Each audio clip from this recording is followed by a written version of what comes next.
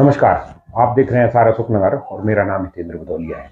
कुछ दिन पहले अशोकनगर जिले भर में कई जगह पर ओलावृष्टि हुई थी। इसका जायजा लेने के लिए आज केंद्रीय मंत्री ज्योतिरादित्य सिंधिया ओला प्रभावित गांवों में पहुंचे। हालांकि इस दौरान मुख्यमंत्री मोहन यादव का भी चंदेरी तहसील के जनौदा गांव में ओला प्रभावित क्षेत्र में जाने का कार्यक्रम तय था, मगर व्यस्तता के कारण अचानक उस कार्यक्रम को कैंसिल करना पड़ा और मुख्यमंत्री सीधे चंदेरी में एक सभा को संबोधित करने पहुंचे।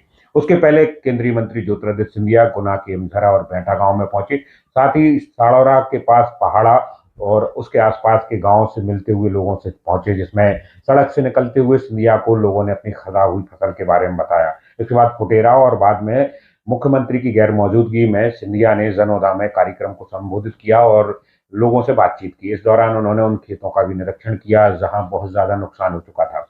पहाड़ा में सबसे पहले लोगों को संबोधित करते हुए सिंधिया ने बताया कि ये इतिहास में पहली बार ऐसा हो रहा है कि सर्वे के 48 घंटे के भीतर लोगों को राशि स्वीकृत कर दी गई है और उसके पत्रक भी दे दिए गए हैं। साड़ौरा में के पास पहाड़ा गांव में पहाड़ा और पीली घटा की 5 लोगों को केंद्रीय मंत्री ज्योतिरादित्य सिंधिया ने ये स्वीकृति पत्र जो है सौंपे भी है। कई इलाकों में ओलावृष्टि की खबर थी। इसके बाद सिंधिया ने बताया कि वो लगातार गुना, अशोकनगर और सिपरी तीनों जिलों के अधिकारी के संपर्क में थे। इस दौरान पहली बार उन्होंने इस पूरे आंकड़े को भी रखा कि कितने गांव में कितनी रकबा और कौन कौन सी फसल भी खराब हुई है। कई सारे दृश्य सिंधिया के इस कार्यक्रम के दौरान मिले। पहली बार ऐसा हुआ है कि मुआवजा 48 घंटे में आपने दिया है और ये संभवतः देश में पहली बार हुई चीज है।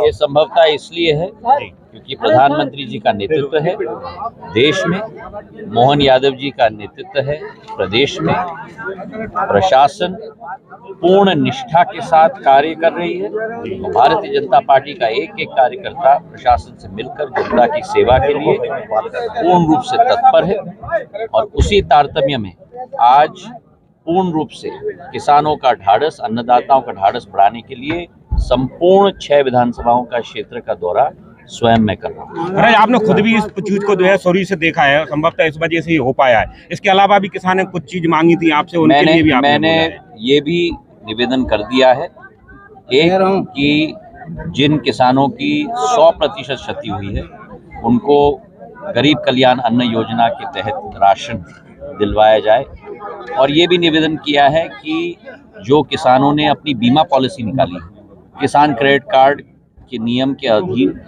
72 घंटे में उनका पोर्टल में अपलोड भी हो चुका है। बीमा कंपनियों के प्रतिनिधि भी यहाँ पहुँच चुके हैं पहाड़ा गांव में, और बीमा की जो राशि है उसकी स्वीकृति भी एक एक किसान को दे रहे हैं। तो तीव्र गति से कार्य संपूर्ण क्षेत्र में हो रहा है और इसलिए ये सब कार्य समाप्त हो जाए, इसी विचारधारा के साथ पूर्ण कार्य की मॉनिटरिंग करके आज मैं क्षेत्र में। आखिरी सवाल ये है कि आप मोदी गारंटी कह रहे हैं, मुख्यमंत्री कह रहे हैं, क्षेत्र की जनता कह रही है कि सिंधिया कह रहे हैं, तो गारंटी है कि मुआवजा पूरी तरह मिलेगा। पिछली बार नुकसान हुआ है किसानों। मैं सेवक हूँ जनता का, मैं कार्यकर्ता हूँ Bharatiya Janata party. Thank you. हैं क्या बोया था उसमें? तो क्या बोले सिंधिया जी देख के? नुकसान बताया आपने उनको? सब गए थे। कितनी बीघा जमीन थी आपकी? पूरे खत्म हो गए टोटल। क्या लग रहा है सिंधिया जी आएंगे तो मुआवजा पूरा मिलेगा? पक्की गारंटी, विश्वास है? तुरंत भी दे रहे हैं कुछ लोगों को। पिछली बार जैसे पहले नुकसान भय दे तो पटवारी ने कुछ को कुछ लिख लिया, तो ऐसा तो नहीं होगा? उम्मीद नहीं, अब नहीं होगा। पूरा उम्मीद है मिलेगा। अम्मा आज आपको जो है सिंधिया जी आए थे, कुछ पैसा दे के गए? राशि दे गए। कितने पैसे दे गए? 32,000। 32,000। क्या बोया था आपने फसल? हमने धनिया बोई थी। हाँ। और सरसों बोई थी। पूरी फसल नष्ट। तो ये पहली बार हुआ है कि 3 दिन में ही पैसा मिल रहे हैं? 3 दिन पहली बार हुआ है। तो आपके खेत में क्या था?